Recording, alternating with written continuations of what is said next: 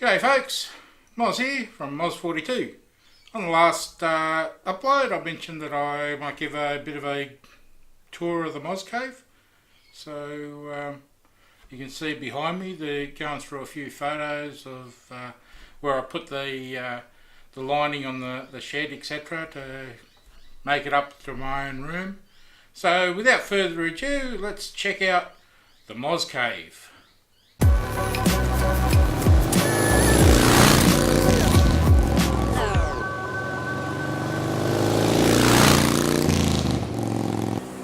So welcome to Moz's man shed, or otherwise known as the Moz Cave.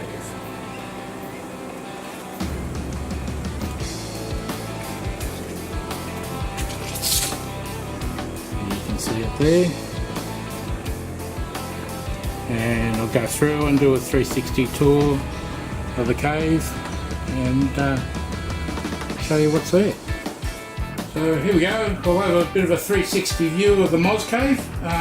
Most things in this cave, or memorabilia in this cave, has a story of some form or other. And that's all the stuff I've collected over the decades and hung on to.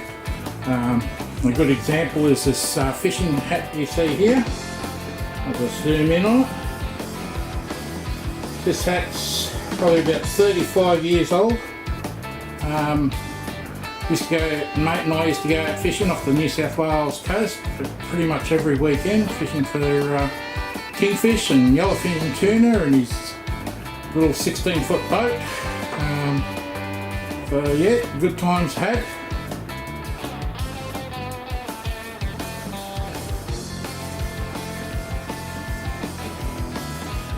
There's my collection of model cars. And some of them are kits. These are all given to me by my sons over the years. I always got a model car for my birthday or something like that. And just below that, you can see I've got a bit of Doctor Who paraphernalia, some cups and the TARDIS and some odds and ends. Up in here, you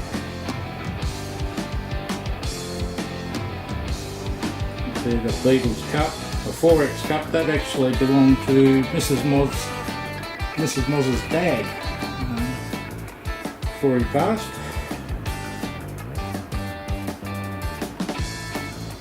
Below that, some remote control cars that again the son's bought, and what's in the middle is actually a remote controlled helicopter, proper helicopter, which is pretty hard to fly outside. Any sort of breeze seems to send it flying where you don't want it to go. Probably need to find a good sized shed to get that up and trim it all together. Bits and pieces here.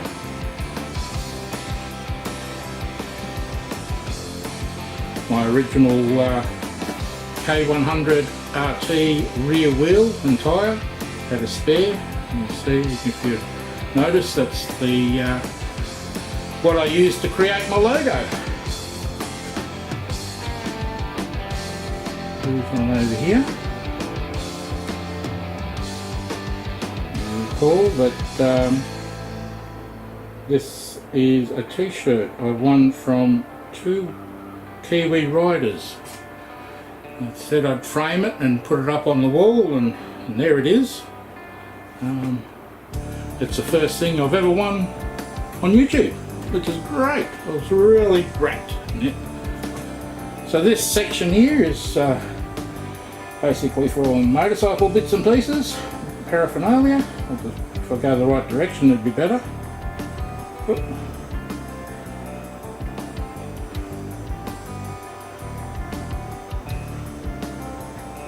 So you can see, yeah, I used to own a Softail myself and got some bits and pieces. Things like the signs and buckles are all sort of given to me as presents. And again, some models up the top.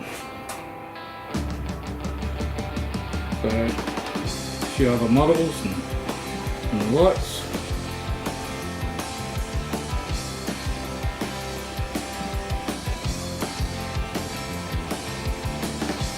That little photo in the middle there of the Douglas Wow, took that photo at a museum when we were travelling around in 1979.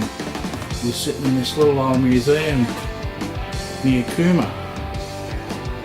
And next to it is a little plaque.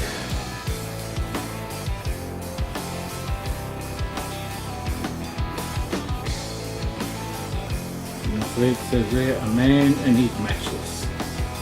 I'm not sure where I picked that up from, but I've had it for a number of years.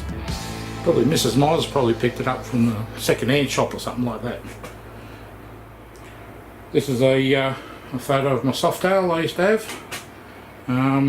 They all great bike for around here, from tablelands and riding around. But I really wanted to get into some serious touring, and that's where the R1200 RT came to life. And I've done a couple of tours around New South Wales and back up into Queensland. You know, take 20 days off and heading out on my own.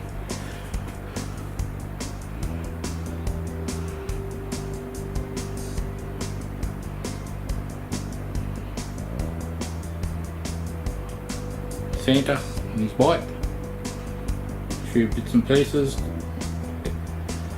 Stubby cooler from the Tablelands Toy Run. You'll notice in the Boulevard, Softail Boulevard sign, there's also the poker chip that I got from two Kiwi riders.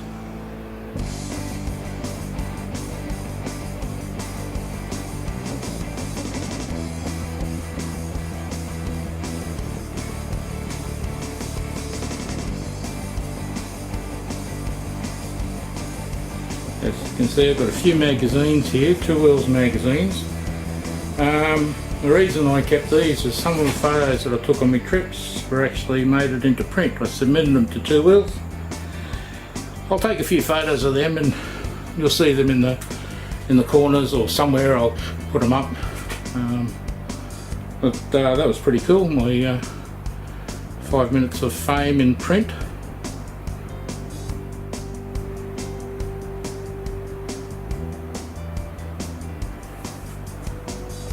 The picture you can see here of the ship, that was actually probably that's probably the oldest thing in this in the cave.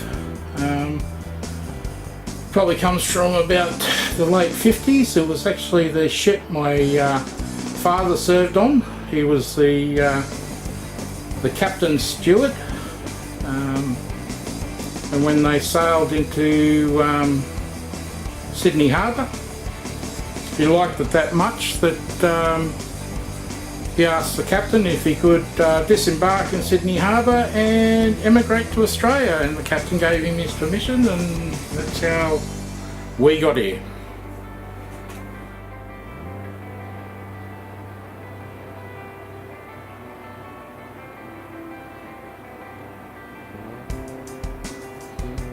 What we got in the corner here is what's known as a star deed. Again, I'll take a photo of it so you can have a read for yourself and have a bit of a look. But Mrs. Moz got this for me a few years ago. It's basically you get the application and you're on the net. You send your application to name a star to England, and they in the register, and they select the star out that hasn't got a name, and they put the name that you designated to it. And in this case, obviously, I called the star Moz 42. So you'll get a closer look at that with a photo.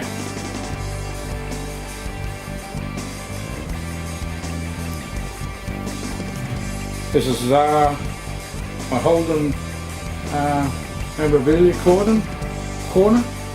A few photos of Holden cars, and the two hubcaps you can see. The one at the top is a hubcap of a HR Holden. The photo of it is actually above it. I picked that up at, it's actually in my mate's backyard. He had it for a few years, so I picked it up, polished it up and put it on the wall. This was one of the trips way down south when I went for a ride on my bike. And on the same trip, the hubcap at the bottom I picked up at a second-hand shop, an antique shop, and it's a hubcap off FC Holden. And there's just bits and pieces there. Come across here, you can see the cricket bat in the display box. That cricket bat's signed by Adam Gilchrist. Yes, that's got a bit of a story. When one of the companies I was working for, the last one that I worked for 10 years for, when was going under, the company got all the general managers into Perth to have a meeting or to strategise how they get through this period of lack of funds, so to speak, and how we improve revenue. And while we were there, the company bought corporate tickets to one of the one-day cricket matches held in Perth. A few of us weren't too happy about that. We basically said, hey, you know, the company's in strife for money. There's no point in spending so much money with corporate tickets. The response was, well, the money's already been sold, and we just turned around and said, well, if we're going to go, I will pay, and I paid for my own ticket. I refunded the company for the price of the ticket, and so did a couple of others. So we wanted to make sure things were right. While there was a competition for this cricket bat, which I just threw my name in just for the hell of it, and at the end of the day I won it. And it was really funny though, once I got back to site in Queensland, we were having a teleconference with all the general managers and the directors and CEO of the company. And my direct boss, he said to me, he said, remember that cricket bat you won? I said, yeah. He said, you know that the company policy for anything that's won while on a company trip has to be sent to the company head office. Well, I turned around to him and said, yep, totally agree with that policy. It's a good thing I paid for my own ticket, isn't it? So that's why it's here.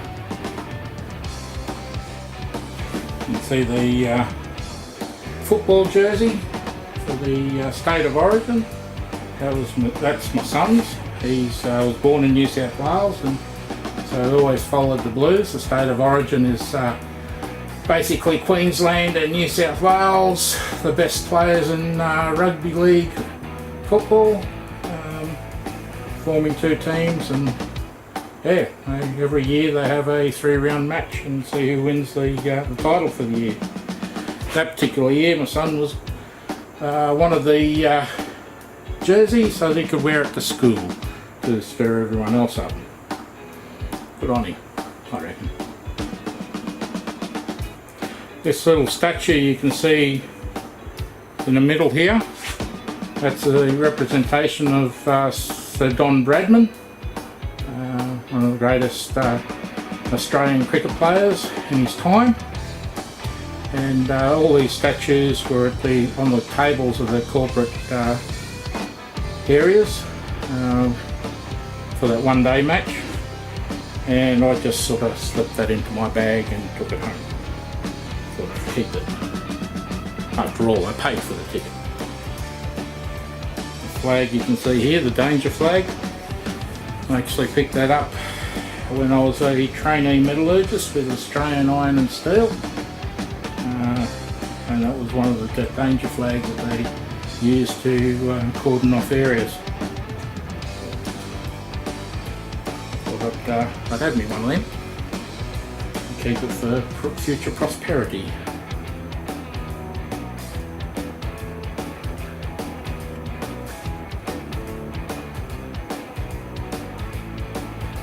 As you can see, also got a TV in here, which I can watch games, or watch movies, or play games on the PlayStation, or whatever I want to do with it. Watch documentaries, all that sort of wonderful stuff.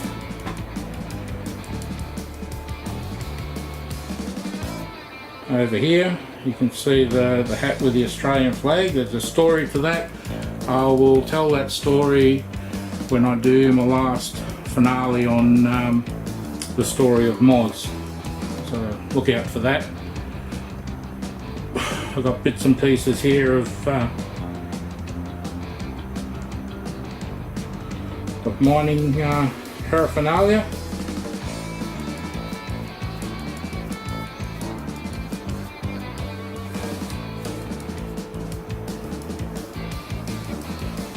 See the jersey, the judo jersey up there, that belongs to my son, my youngest.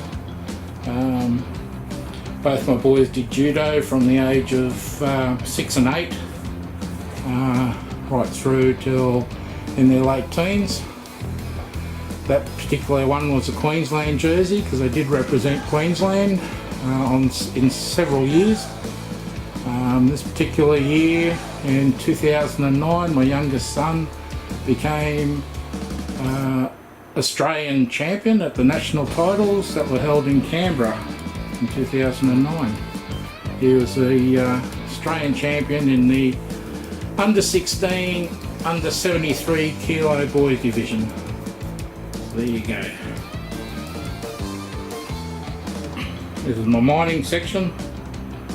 You can see the all photos of places that I've been, etc. The big main photo in the centre, that's the main processing plant in Far North Queensland, where I started from the when it was still a skeleton up until the company became unstuck and went into administration, and we all were made redundant. The actual CEO of the company, this photo itself, I should say, this photo itself was on the wall of the boardroom over in Perth. The CEO of the company flew over here and actually brought me this photo and handed it to me, because I was instrumental in finishing and getting that place up and running and processing, etc. over the 10 years I was with them. So that was pretty cool. A few others there, other photos there. The one on the right is another operation I was at, etc. So yeah, a bit of paraphernalia here. PlayStation, my Wi-Fi repeater, so I can get the net signal into the shed in the cave. Over here, a couple of things. That's my son's wall, basically Doctor Who paraphernalia or photos. A couple of photos where we went to conventions and etc. And some signed autograph photos of one. There's one there in the middle, underneath the big one, of Sylvester McCoy. I'll see if I can zoom in on that one. That's where my son met Sylvester McCoy. And yes, I dabble in archery. I was in the archery club for a few places, several years. So one of the bows hanging on the wall there.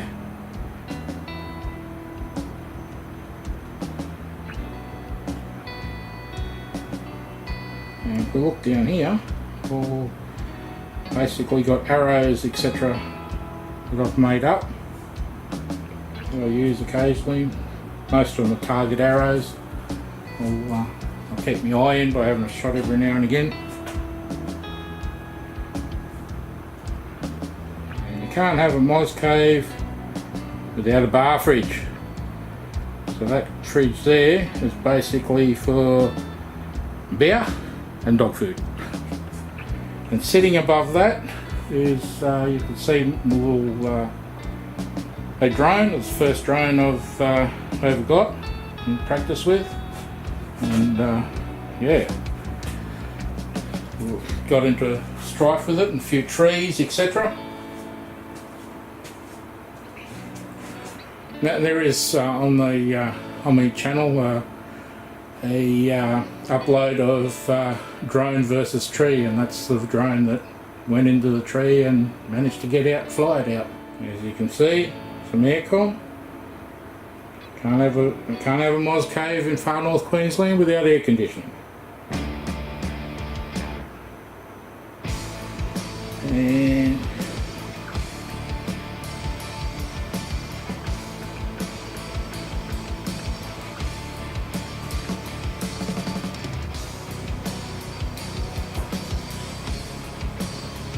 this is plaque that my son got me for ACDC with a couple of their discs and some photos. Great band. So I'm going to show you.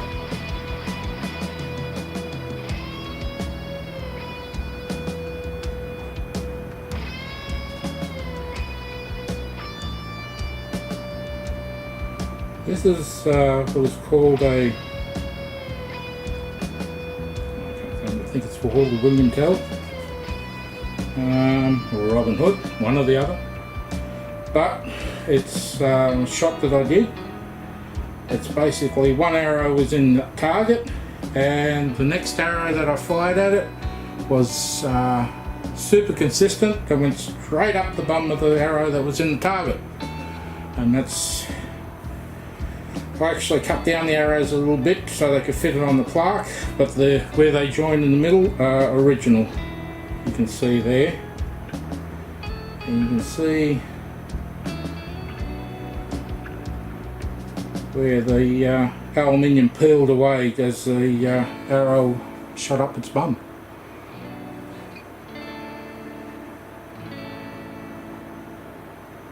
This little photo here also has a story. When the town I lived in when I first got into mining, the council had got this guy in to help raise some money, and this guy was a painter, and he set up a big white tent right in the middle of town on the main road, and for about 2 weeks he's there and he painted all these little paintings all over the tent. And then came auction day,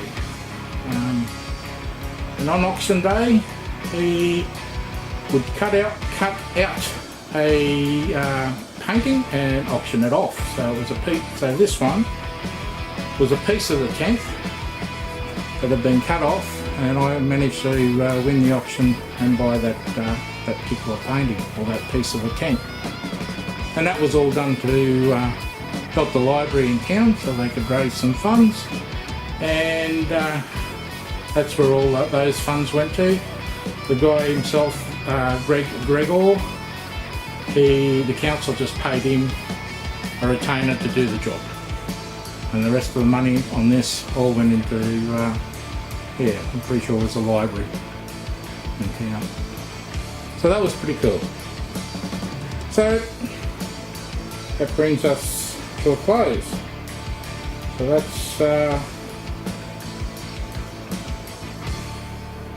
Moz Cave in a nutshell. There you go. I hope you found that of interest. Please share, like, and if you're new, subscribe and hit that notification bell, and it'll notify you when I put other content up. And for now, have an awesome one, and cheers.